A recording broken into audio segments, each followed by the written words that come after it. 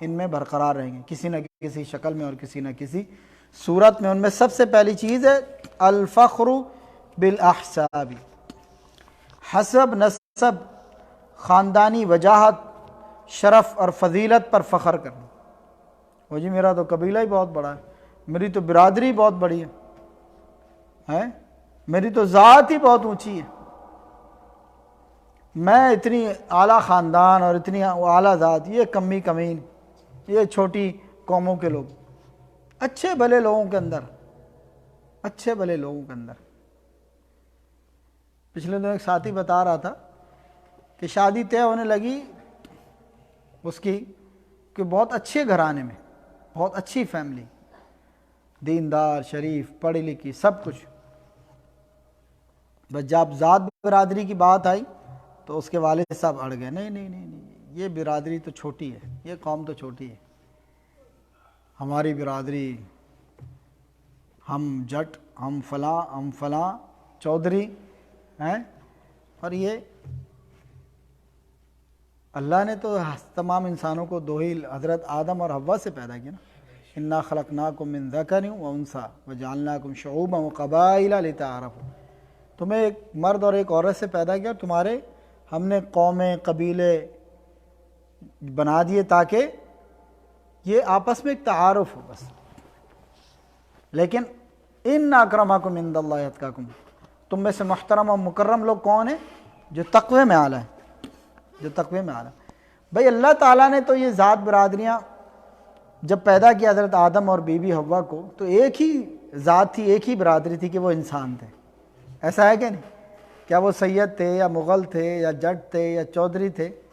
یا انصاری تھے یا شیخ تھے، کیا تھے؟ حضرت آدم اور حوا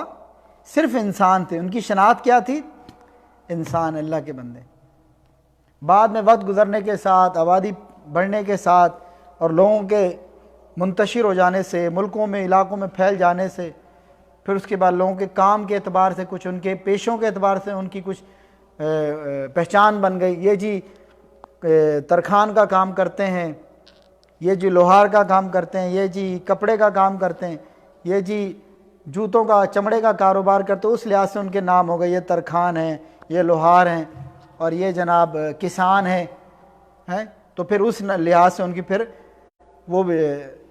اب کسان جو تھا وہ جٹ ہو گیا، جٹ برادری، پھر اس میں بھی کئی چیزیں، لیکن اس کو لوگوں نے فخر کا سبب بنا لیا، فخر کا سبب بنا لیا۔ اللہ اکبر، اللہ اکبر۔ تو یہ حسب، نسب اور خاندانی شرف و فضیلت پر فخر کرنا، اس کے بارے میں اللہ کے رسول بعض اوقات آپ نے جب محسوس کیا یا آپ کے علم میں آیا تو آپ نے پوچھا کہ ابھی تک تمہارے اندر، صحابہ کرام کو آپ نے فرمایا، تمہارے اندر ابھی تک جاہلیت کی وہ بو، وہ جاہلیت کی وہ رمق ابھی باقی ہے؟ وہ ایک دفعہ جھگڑا ہو گیا نا ایک انصاری صحابی اور ایک مہاجر صحابی میں، تو انصاری نے اپنے یا معاشر الانصار، اور مہاجر نے اپنے لوگوں کو بلایا یا معاشر المہاجرین، اور اکٹھے ہو گیا، قریب تھا کہ لڑائی جھگڑا بڑھ جاتا۔ آپ وسلم کو پہنچی خبر، آپ وہاں پہنچے، فرمایا کہ ابھی تک تمہارے اندر سے جاہلیت کی بو، یہ مہاجر انصاری کیا ہے؟ یہ تو کوئی فخر کی بات نہیں ہے۔ ہاں یہ ہے کہ ہجرت ایک ثواب کا کام ہے، شرف کا کام ہے، لیکن اس کی وجہ سے کسی انسان کو کسی انسان پہ فوقیت نہیں ہے، اس کا جو مقام ہے اللہ کے ہاں۔ کسی نے ہجرت کی ہے تو اس کا اجر و ثواب، یعنی مثال میں نماز پڑھتا ہوں، میں نمازی ہوں، میں حج کرتا ہوں، میں حاجی ہوں، تو یہ میرا جو عمل ہے اللہ کے ہاں مقبول ہے یا اس کا ثواب ہے، لیکن اس وجہ سے میں لوگوں کے اوپر، اوئے تو بے نمازی اور میں نمازی، تو نے حج ہی کوئی نہیں کیا، میں نے دیکھو اتنے سارے حج کر لیے ہیں۔ تو مہاجر جو تھے، ہجرت اللہ کے لیے کی، اس کا اجر اللہ کے یہاں ثابت ہے، لیکن اس کی بنیاد پر دوسرے لوگوں سے فوقیت۔ بڑے بڑے لوگ، میں جس ساتھی کی بات بتا رہا ہوں اس کے والد صاحب جنہوں نے اعتراض کیا، ریٹائرڈ ہی پتہ نہیں حاضر service headmaster principal government school کے، پڑھے لکھے، نہ صرف پڑھے لکھے، اہل حدیث، قرآن و سنت کو فالو کرنے والے اور ماننے والے۔ تو میرے بھائی اللہ اکبر. حسب نسب اور خاندانی شرف اور فضیلت پر فخر کرنا. اور اگر کوئی غلطی سے کوئی بیچاری آ بھی جائے نا کسی گھر میں ایسی، تو ساری زندگی اس کو تانے دے دے کے مار دیتے ہیں. اوہ چھوٹے گھرانے کی، چھوٹی قوم کی، چھوٹی برادری. تو جب تک ہمارے لوگوں کے ذہنوں سے یہ جاہلیت کی چیزیں ختم نہ ہو تو کوشش کرنی چاہیے کہ پھر اپنے لوگوں میں ہی بندہ کرے، کفف کا خیال کرے. ایسا نہ ہو کہ وہ بیچاری کی زندگی اجیرن بن جائے. الا یہ کہ لوگ سمجھدار ہوں، پڑھے لکھے ہوں، دیندار ہوں،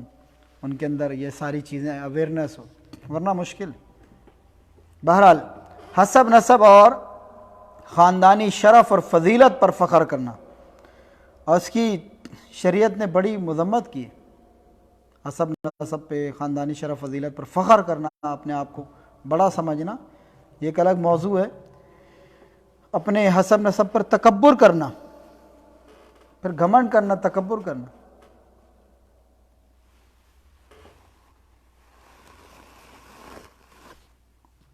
دوسرا فرمایا کہ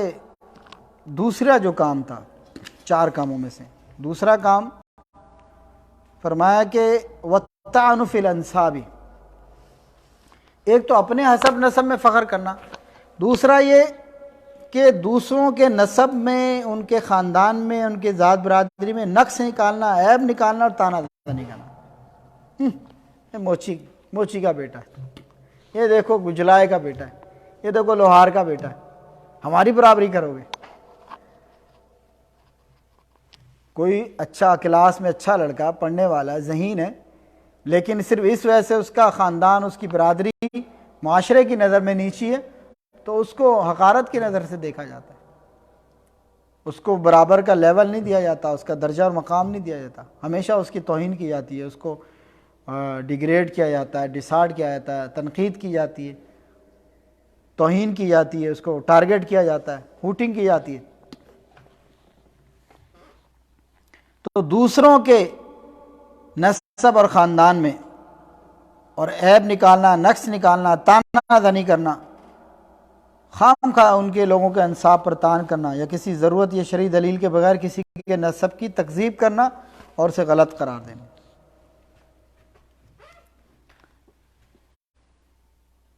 تیسرا ستاروں کے اثر سے بارش برسنے کا عقیدہ رکھنا. یہ ہمارے موضوع سے متعلق ہے. ستاروں کے اثر سے بارش برسنے کا عقیدہ رکھنا. یہ عقیدہ رکھنا کہ بارش ستاروں کی وجہ سے ہوتی ہے. یہ ستارہ یہاں سے یوں ہوا تھا، وہاں سے وہ ستارہ یوں گیا تھا، ان کی اس حرکت کی وجہ سے بارش ہو گئی. آگے ہم وہ پڑھیں گے حدیث جس کا پہلے بھی ذکر ہوا. تو یہ عقیدہ رکھنا کہ بارش ستاروں کی وجہ سے ہوتی ہے. فرمایا کہ یہ بھی میری امت میں جاہلیت کے کاموں میں سے ایک کام ایسا جو امت میں باقی رہے گا. چوتھی چیز نوحہ کرنا. چوتھی چیز نوحہ کرنا. النائحہ والنیاحہ الاستسقاء والطعن فی الانساب والاستسقاء بالنجوم والنیاحہ. وقال النائحة اذا لم تتب قبل موتها تقام یوم القیامت وعلیہ سربال من قطران ودرع من جرب. فرمایا کہ یہ نوحہ کرنا کسی مصیبت میں، پریشانی میں، دکھ میں، اس موقع پر چیخ پکار کرنا، کپڑے پھاڑنا، رونا پیٹنا، آوازیں نکالنا، چیخنا چلانا صبر کے منافی اور جاہلیت کا کام. اب آگے اس کی مذمت سنیے نوحہ کرنے کے والے کام کی، اسی حدیث کے اندر جو ذکر ہوا. نیز آپ صلی اللہ علیہ وسلم نے فرمایا، یعنی نوحہ اتنا برا کام ہے کہ آپ صلی اللہ علیہ وسلم نے پھر اس کی مذمت مزید فرمائی. ایک تو 4 باتوں کی نشاندہی کی، پھر نوحہ کے حوالے فرمایا کہ نوحہ کرنے والی عورت اگر مرنے سے پہلے پہلے توبہ نہ کرے تو اسے قیامت کے دن گندھک کی شلوار اور خارش کی قمیض پہنا کر اٹھایا جائے.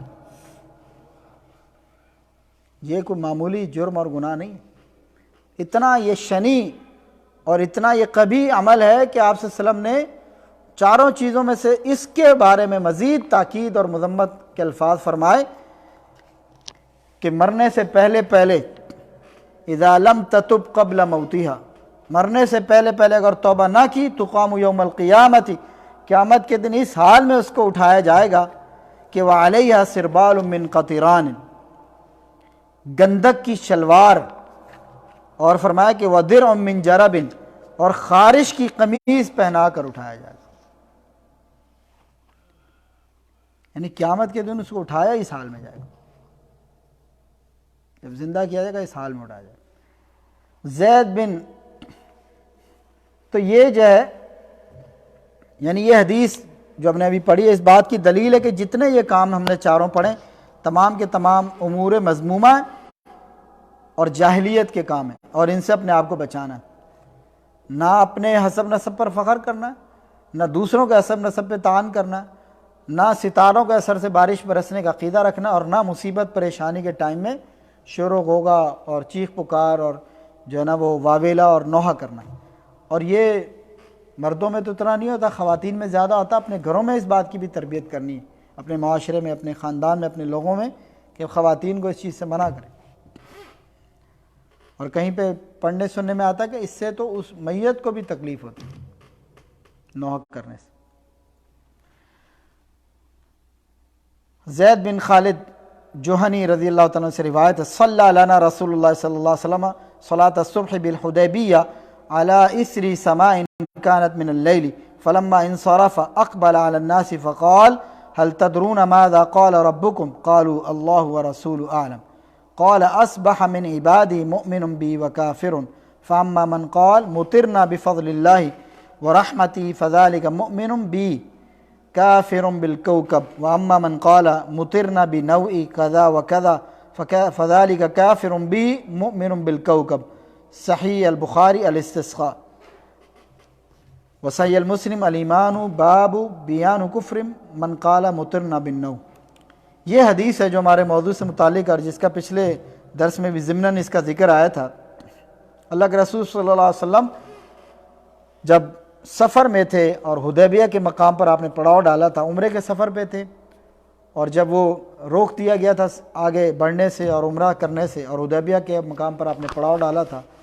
اور وہاں سے پھر آپ نے حضرت عثمان کو بھیجا تھا صلح صفائی کی بات کرنے کے لیے، اور پھر وہاں پر ایک معاہدہ ہوا تھا جو صلح حدیبیہ کے نام سے مشہور، جہاں پر بیعت رضوان بھی ہوئی تھی۔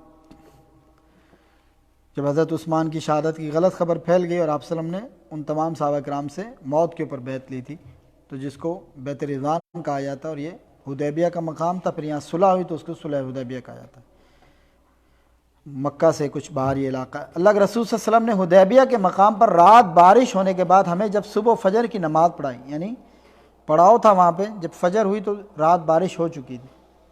صبح لوگوں نے نماز پڑھی، رات بارش ہوئی تھی، آپ نے سلام پھیرا تو لوگوں کی طرف متوجہ ہو کر فرمایا، جانتے ہو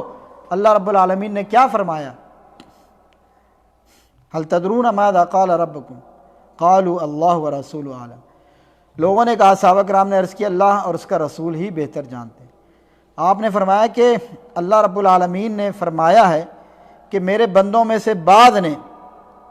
قال اصبح من عبادی مؤمن بی وکافر، میرے بندوں میں سے بعض نے مجھ پر ایمان کی حالت میں صبح کی اور بعض نے کفر کی حالت میں۔ اللہ تعالیٰ فرماتا ہے کہ میرے بندوں میں سے بعض نے مجھ پر ایمان کی حالت میں صبح کی اور بعض نے کفر کی حالت میں۔ اب اس کی تفصیل ہے کہ کنہوں نے ایمان کی حالت میں اور کن لوگوں نے کفر کی حالت میں۔ فرمایا کہ ان میں سے جنہوں نے کہا کہ مطرنا بفضل اللہ وبرحمتہ فذلک مؤمن بی وکافر بالکوکب، فرمایا کہ جنہوں نے یہ کہا کہ ہم پر اللہ کے فضل اور اس کی رحمت سے بارش ہوئی، انہوں نے صبح ایمان کی حالت میں کی، اور وہ مجھ پر ایمان رکھنے والے اور ستاروں کے انکار کرنے والے۔ جبکہ وَأَمَّا مَنْ قَالَ مُطِرْنَا بِنَوْءٍ كَذَا وَكَذَا، جنہوں نے کہا کہ ہم پر یہ بارش ستاروں کی وجہ سے ہوئی، فلاں ستارے فلاں ستارے فلاں ستارے، فَذَلِكَ كَافِرٌ بِي مُؤْمِنٌ بِالْكَوْكَبِ، تو یہ وہ لوگ تھے جنہوں نے مجھ سے کفر کیا، میرا انکار کیا اور ستاروں پر ایمان لایا۔ اسی مفہوم کی ایک اور حدیث حضرت عبداللہ بن عباس سے بھی مروی ہے، اور اس میں یوں ہے کہ آپ نے فرمایا کہ بعض لوگ کہتے ہیں کہ فلاں فلاں ستارہ، اسی مضمون کی ایک اور حدیث ہے جس میں حضرت عبداللہ بن عباس کی، اور اس میں آپ نے وضاحت فرمائی کہ بعض لوگ کہتے ہیں کہ فلاں فلاں ستارہ مفید ثابت ہوا ہے، اس سے فائدہ ہوا ہے، اس کے چلنے سے، حرکت کرنے سے، طلوع ہونے سے یہ فائدہ ہوا ہے، تو اللہ تعالیٰ نے ان کی تردید میں پھر یہ آیتیں نازل فرما دی، سورۃ سورہ نجم کی پھر یہ درج ذیل آیتیں جو آگے ہم پڑھیں گے، تو اس میں ایک تھوڑی سی پیچھے جو حدیث پڑھی ہے اس میں ایک وضاحت کہ یہ جو لفظ ہے اس میں آیا نا کہ اللہ و رسول عالم، آپ نے پوچھا کہ اتدرون ماذا قال ربکم، تمہارے رب نے کیا فرمایا؟ تو لوگوں نے کہا کہ اللہ اور اس کا رسول ہی بہتر جانتے ہیں۔ تو یہ جملہ اللہ کے رسول صلی اللہ علیہ وسلم کی زندگی کے ساتھ خاص تھا، یعنی آپ کی حیات طیبہ شریفہ میں یہ جملہ کہا جا سکتا تھا کیونکہ اللہ کی طرف سے وحی کر کے آپ کو بتلا دیا جاتا تھا، لیکن آج ہم یہ نہیں کہہ سکتے جب اللہ کے رسول دنیا میں نہیں ہے۔ آج جو لوگ علم غیب کا علم اللہ کے رسول کے ساتھ مانتے ہیں نا، وہ یہی عقیدہ رکھتے ہیں کہ اللہ اور اس کا رسول زیادہ جانتے ہیں، جبکہ یہ معاملہ تھا اللہ کے رسول کی حیات اور زندگی کے ساتھ، کیونکہ اللہ تعالیٰ آپ کو وحی کر کے بتلا دیا کرتا تھا، ٹھیک ہے۔ لیکن آپ کی وفات کے بعد، دنیا سے چلے جانے کے بعد، یہ سلسلہ وحی منقطع ہو چکا ہے، کٹ چکا ہے، وحی کا سلسلہ ختم ہو چکا ہے۔ اس لیے ایسا کہنا ہرگز درست نہیں، بلکہ اگر کسی انسان سے ایسی بات پوچھی جائے جس کا اسے علم نہ ہو، اسے چاہیے کہ یہ کہ اللہ عالم، یا اللہ عالم بمرادہ، یا اللہ عالم بمعنی، کہ اللہ ہی بہتر جانتا ہے، اللہ ہی بہتر جانتا ہے۔ اور اس حدیث میں بارش کی نسبت اللہ کی طرف کرنے والے کو مومن کہا گیا کیونکہ اس نے اللہ کی نعمت کو اللہ ہی کی طرف منسوب کیا۔ اس حدیث میں بارش کی نسبت اللہ کی طرف کرنے والے کو کیا کہا گیا؟ مومن کہا گیا، کیونکہ اس نے بارش کو اللہ ہی کی طرف منسوب کیا، اس نعمت کو، بارش کو اللہ کی طرف منسوب کیا، جو کہ اس کے ایمان کی دلیل ہے، واضح روشن دلیل ہے، اس کے ایمان کی واضح دلیل۔ اور بارش کی نسبت ستاروں کی طرف کرنے والے کو کافر کہا گیا، کیونکہ اس نے اللہ کی نعمت کی نسبت غیر اللہ کی طرف کر دی۔ یاد رہے کہ اگر عقیدہ یہ رکھا جائے کہ بارش برسنے کا سبب یہ ستارے ہیں تو یہ عقیدہ کفر اصغر ہے، یعنی لوگ یہ عقیدہ رکھیں کہ ستاروں کی یہ حرکت ہوتی ہے، یہاں سے وہاں جاتے ہیں، وہاں سے وہاں ہوتے ہیں، ستارے یوں ہلتے ہیں، یوں طلوع ہوتے ہیں، یوں سفر کرتے ہیں، تو اس وجہ سے بارش ہوتی ہے، یہ عقیدہ رکھنا کفر اصغر ہے، چھوٹا کفر ہے۔ لیکن اگر عقیدہ یہ ہو کہ وہ لوگ جو ستارہ پرست ہیں، ستاروں کی پرستش کرتے ہیں، ان کی دعا قبول کر کے لوگوں پر ترس کھاتے ہوئے ان ستاروں نے ہی بارش برسائی ہے، تو یہ اللہ کے ساتھ کفر اکبر ہوگا۔ یہ فرق یاد رکھیں، ایک یہ عقیدہ رکھنا کہ ستاروں کی حرکت کی وجہ سے بارش ہوئی ہے، یہ چھوٹا کفر ہے، اور ایک یہ عقیدہ رکھنا، اور یہ وہ لوگ رکھتے ہیں جو ستاروں کو کی پرستش کرتے ہیں، ان کو معبود مانتے ہیں، ان کی عبادت کرتے ہیں، کہ ہم نے دعا کی تھی تو ستاروں نے ہم پر رحم کھاتے ہوئے ہم پر جو ہے وہ بارش برسا دی، تو یہ اللہ کے ساتھ کفر اکبر ہے۔ اور آپ کو میں بتا چکا ہوں کہ زمانہ قدیم میں جو ادیان باطلہ رہے ان میں ایک ستارہ پرستی بھی ایک دین رہا ہے، ستارہ پرستی، معلوم ہوگا آپ، ستاروں کی پوجا، سورج کی پوجا، چاند کی پوجا، ستاروں کی، شجر و حجر، درخت، ہر چیز کی پوجا۔ آپ کے ہندوستان میں ابھی بھی پتہ نہیں لاکھوں کروڑوں ہیں معبودان جن کی لوگ پوجا کرتے ہیں، کوئی بندر کی کرتا ہے، تو کوئی سانپ کی کرتا ہے، کوئی گائے کی کرتا ہے، کوئی درخت کی کرتا ہے، کوئی مورتیوں کی کرتا ہے، کوئی کس چیز کی کرتا ہے، کوئی کس چیز کی کرتا ہے۔ اللہ اکبر، حتیٰ کہ انسان کے جنسی اعضاء کو ہی بھی پوجا کی جاتی ہے، استغفر اللہ استغفر اللہ۔ وہ پچھلے دنوں کوئی مسجد کا بڑا مشہور ہوا، تو وہاں یہ مشہور ہوا، شیو لنگ پایا گیا وہاں، وہ فوارے کی شکل تھی، اس کو انہوں نے شیو لنگ بنا دیا۔ کوئی مسجد ہے متھرا میں، بنارس میں کہیں، مسجد کا نام کیا ہے، مشہور وہ یہ واقعہ ہوا پچھلے دنوں، بہت زیادہ میڈیا میں آیا، تو وہ اب اس پر جناب اسٹے لے لیا گیا، اس پہ کیس چل پڑا ہے۔ ایک خام خواہ کیا متنازع کر دینا، ایک فوارے کو جناب، یہی ڈرامے کر کے انہوں نے بابری مسجد کا بھی معاملہ اسی طرح کیا، اور پتہ نہیں اب اور کتنی مسجدیں اس پہ قبضہ کیا، اور یہ دراصل ہماری اپنی کمزوری۔ اللہ اکبر۔ فرمایا کہ فلا، اللہ تعالیٰ نے یعنی یہ جو ستاروں کا عقیدہ ہے اس کے تردید میں سورہ نجم، فلا اقسم بمواقع النجوم وانہ لقسم لو تعلمون عظیم انہ لقرآن کریم فی کتاب مکنون لا یمسہ الا المطہرون تنزیل من رب العالمین افبہذا الحدیث انتم مدہنون وتجعلون رزقکم انکم تکذبون۔ مجھے قسم ہے ستاروں کی منازل کی، اور اگر سمجھو تو یہ بہت بڑی قسم ہے، بے شک یہ قرآن مجید بلند مرتبے والا ہے، اور جو لوح محفوظ میں لکھا ہوا اسے وہی ہاتھ لگاتے ہیں جو پاک ہیں، یعنی فرشتے۔ یہ اللہ رب العالمین کی طرف سے قرآن نازل کیا گیا ہے، پھر کیا وجہ کہ تم اس کلام سے بے رغبتی، بے مروتی اور بے اعتنائی برتتے ہو، اور اس کی تکذیب کرنے کو اپنا تم نے وظیفہ بنا لیا۔ تو یہ ہم نے باب پڑھا کہ ستاروں کے مؤثر ہونے کا جو مشرکانہ عقیدہ ہے۔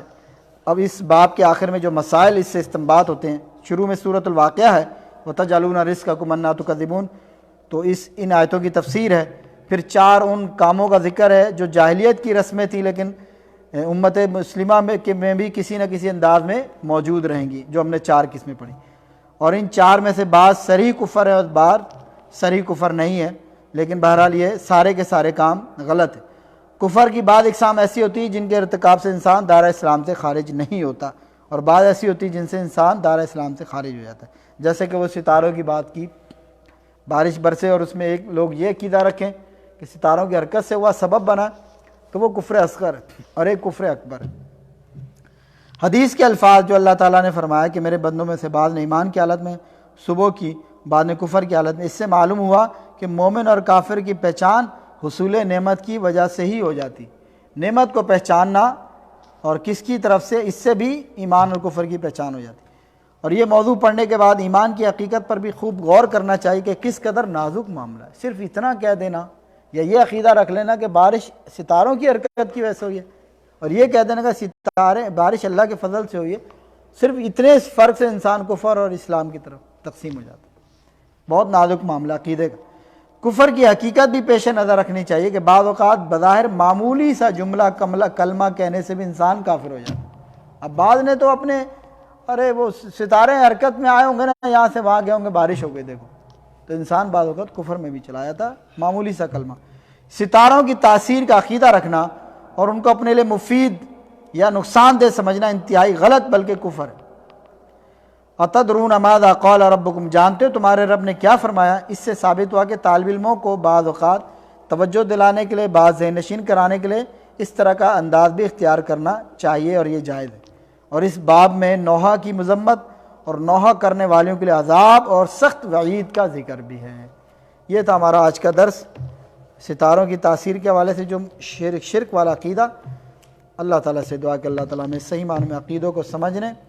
اور عقیدے کا فہم حاصل کرنے اور ہمارے عقائد کو مضبوط کرنے اور آگے لوگوں تک اس کی کو پہنچانے کی توفیق عطا فرمائے۔ وآخر دعوانا الحمدللہ رب العالمین، والسلام علیکم ورحمۃ اللہ وبرکاتہ۔